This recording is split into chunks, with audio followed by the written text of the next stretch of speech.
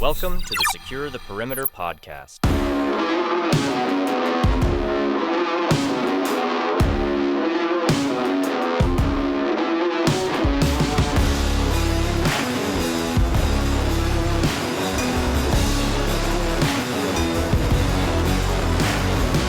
All right, everybody, thank you for joining the Secure the Perimeter podcast.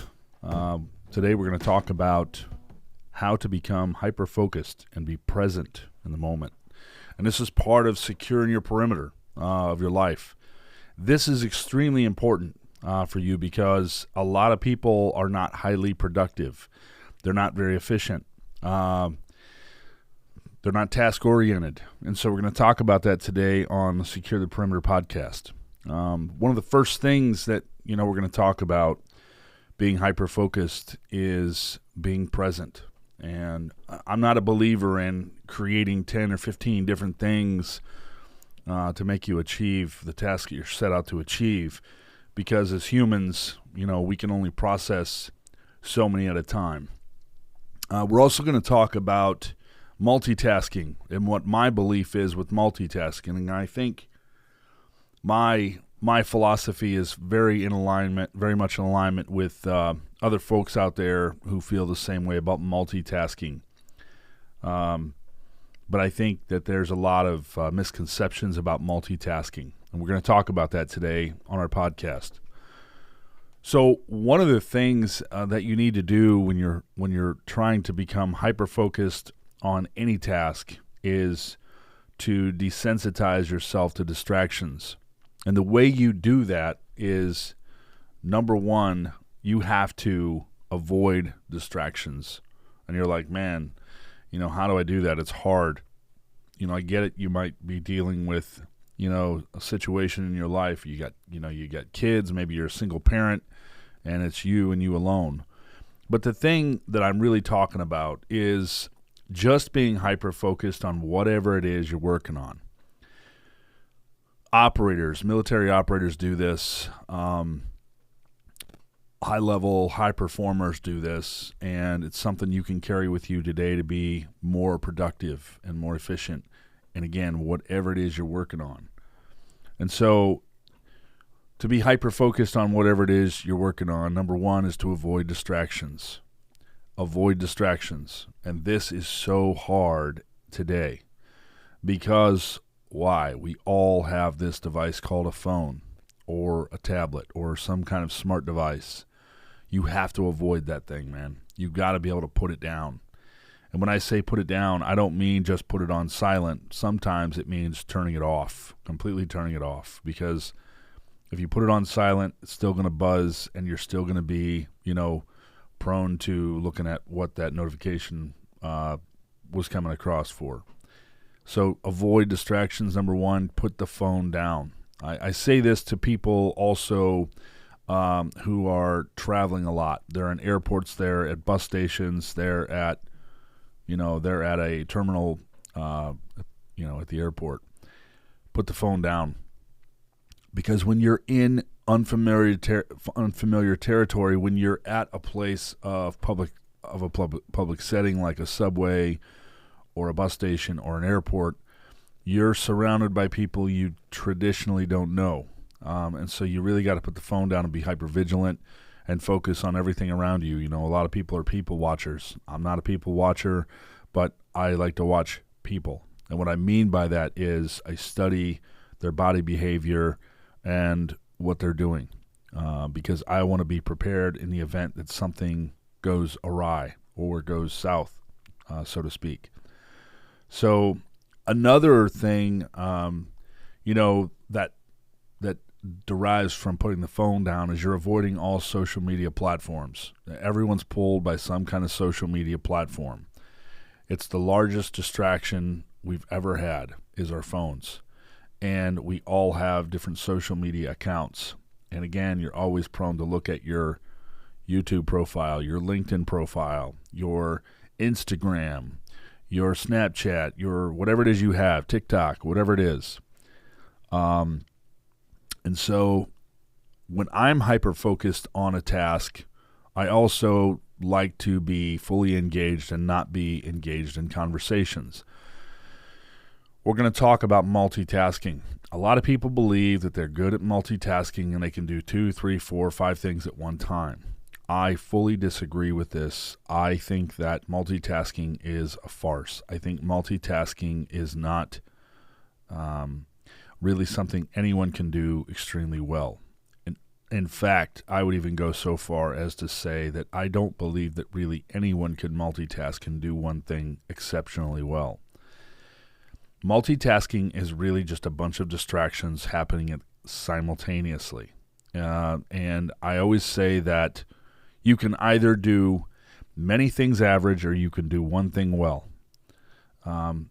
Because if you're multitasking, you're not fully engaged. Your brain housing group is not fully engaged in the one thing that you're working on because it's trying to process other things. And although other people believe that it's a way to strengthen your mind, it doesn't help you for the task at hand. Yes, maybe it does, do certain things for your brain receptors and the way that our brains fire, but it doesn't help you achieve the very task before you. So when you're focused on something, such as reading, a lot of entrepreneurs like to read. You can't really be engaged in your reading if you're thinking about 5 other things. You really have to learn how to tune out your mind and really read and be fully engaged in the book that you're reading. And reading is really a good example of this. Because if I'm reading something but I'm thinking about a meeting that I have that day, or I think about something I have to get done, I'm not paying attention to the book in my mind. Consciously I'm there, but subconsciously I'm not there. So you have to avoid that. You have to really be able to tune out. And so conversations are part of this. Someone comes in the room and they want to talk. I put the phone down. I put the to-do list down. I put my whatever task I'm working on, I put it down, and I'm fully engaged in the conversation because I want to process everything in the conversation and be able to understand and disseminate and communicate effectively. But if I'm listening to them in the background and I'm trying to take copious notes, I'm not doing both of them extremely well. Another thing that I like to do, especially when I'm communicating or I'm posting an update or I'm sending an email, is I try to avoid music. I love music. I'm a big lover of music, all kinds of genres of music.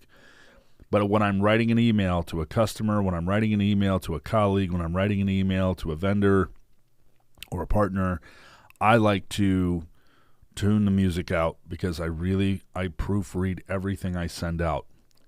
That's a topic for another day, but I proofread everything I send out and I reread it and I go through it again before I send it. 99.9% of the time, I will change verbiage and restructure how I'm communicating in my email to whomever I'm sending the message to, because it's typically not right the first time around, which is another reason why you have to get rid of distractions.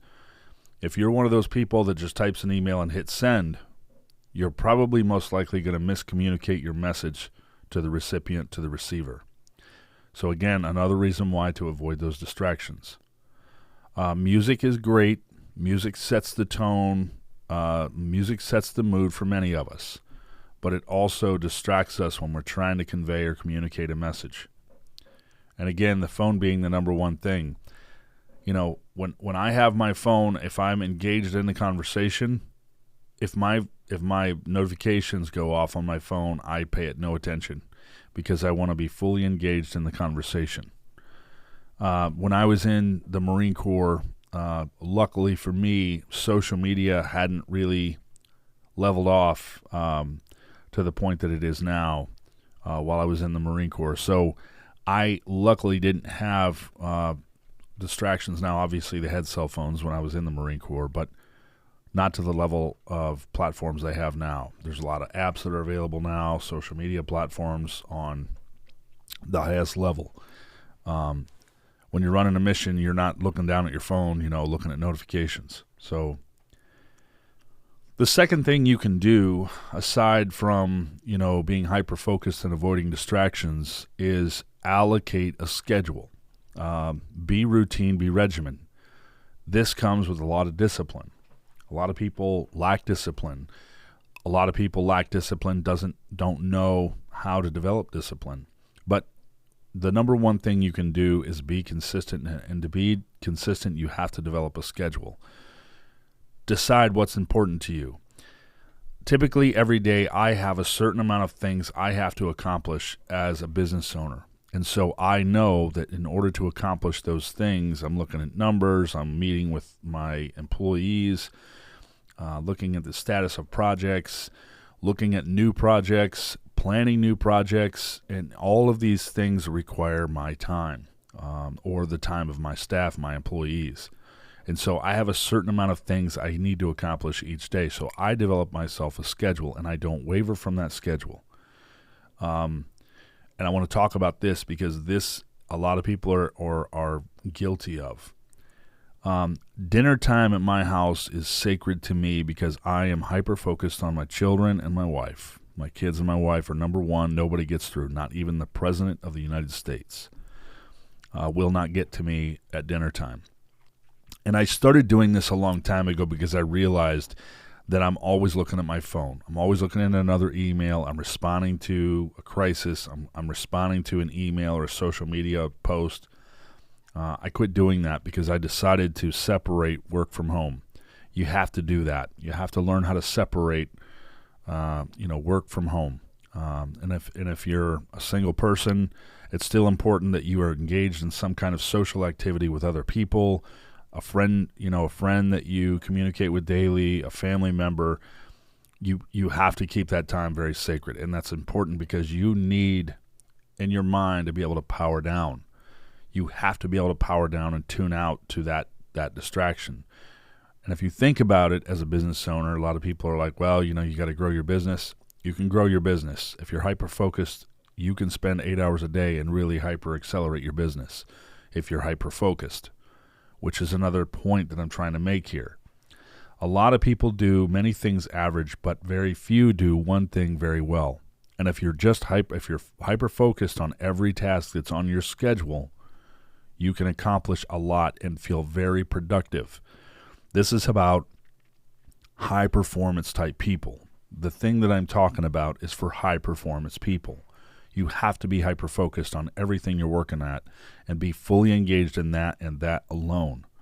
So keep your dinner time with your family sacred. Let nothing in.